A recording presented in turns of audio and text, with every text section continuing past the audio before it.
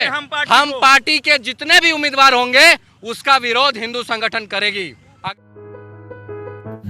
नमस्कार, देख रहे हैं झकास भारत और मैं हूं रविकांत। जीतन राम मांझी के घर पर हिंदू संगठन अभी पहुंचे थे चूड़ा दही लेकर, और भी तमाम बातें क्या कुछ कह रहे हैं। उनके तमाम कैंडिडेट का अब चुनाव में विरोध होगा, ऐसे कई बातें हैं जो हिंदू संगठन कर रही है श्री राम सेना के, वो सुनते हैं हम अभी। पूजा कर लिया आप लोगों ने, फोटो हम जो है तस्वीर जो भगवान सत्यनारायण भगवान की जो तस्वीर है पास पहुंचाना चाहते हैं। शासन तो खैर एक सरकार हर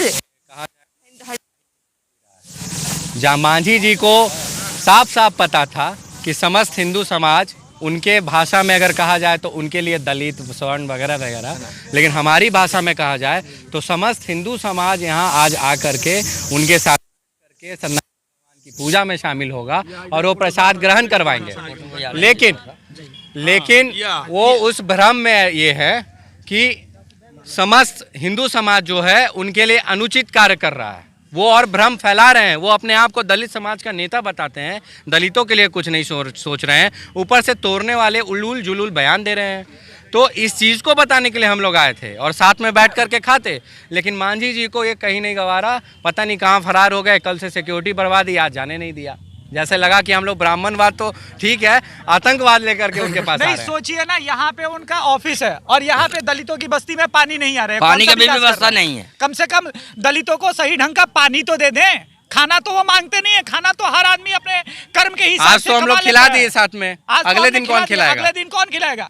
कम से मांझी का भी लगातार बयान आ रहा है कि हम ब्राह्मण लोगों को नहीं बोले, तो किसको बोले? किसको बोले? वो गाली दी। पंडित शब्द किसको ऊपर आता है? या तो वहाँ पे दलित समुदाय के लोग सत्यनारायण भगवान सामने मौजूद है, सत्यनारायण भगवान, इन्हीं भगवान की पूजा करते हैं, कराते हैं हम लोग। इसके अलावा तो किसी को किसको गाली नहीं बोले? दी। अगर उन्होंने दलितों को गाली दी तो दलितों का अपमान है, ब्राह्मणों को गाली दी तो ब्राह्मण। उनका भाषा ये था कि ब्राह्मणवाद को बोला है।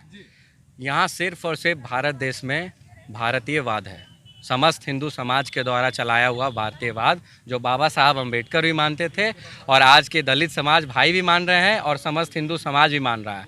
तो जब ऐसा बात है ना, तो आप लोग गरीबी की लड़ाई लड़ रहे हैं तो इसमें जातिगत बात मत कीजिए। जब अमीरवाद और गरीबवाद की लड़ाई करिए, हम लोग का भी साथ रहेगा। लेकिन आप लोग कहते हैं ब्राह्मणवाद, जिस ब्राह्मण शब्द से ब्राह्मणवाद बना है, तो ब्राह्मण को नहीं बोले तो किसको बोले? आज ब्राह्मण पे बोला, कल क्षत्रिय पे बोलेंगे, परसों किसी और पर बोलेंगे और समस्त हिंदू को खंडित करते जाएंगे। ये श्री राम सेना संगठन और हिंदू पुत्र एकदम नहीं होने देगी।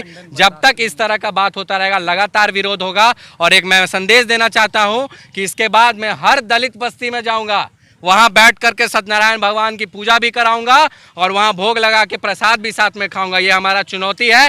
अगर मांझी जी को एक पूजा में भी आने का समय मिल जाए, प्लीज आ जाइए। पहला शुरुआत यही दलित बस्ती से मैं करूंगा। अगर आज शुद्धिकरण किए हैं मांझी जी, कोई शुद्धिकरण नहीं, आप लोग गलत। हमें बोल रहे, पूरा खत्म होने दीजिए, पूरा खत्म होने दीजिए, मैं जवाब दे दूंगा, पूरा खत्म होने दीजिए। हाँ हाँ हाँ। तो बोल रहे हैं कि अगर आज आप लोगों ने जो भी किया, इसके बाद भी अगर मांझी जी अगर लगातार कहें कि हम एक बार नहीं 100 बार बोलेंगे, विरोध होगा। विरोध होगा। अब क्या होगा? अगला बार विरोध होगा। हम पार्टी के एक उम्मीदवार का विरोध करेंगे। जब वो ब्राह्मणवाद को कहते हैं ना कि ब्राह्मणवाद को नहीं चलने देंगे, तो हर अपने सबसे पहले पार्टी से सारे ब्राह्मण को निकाले।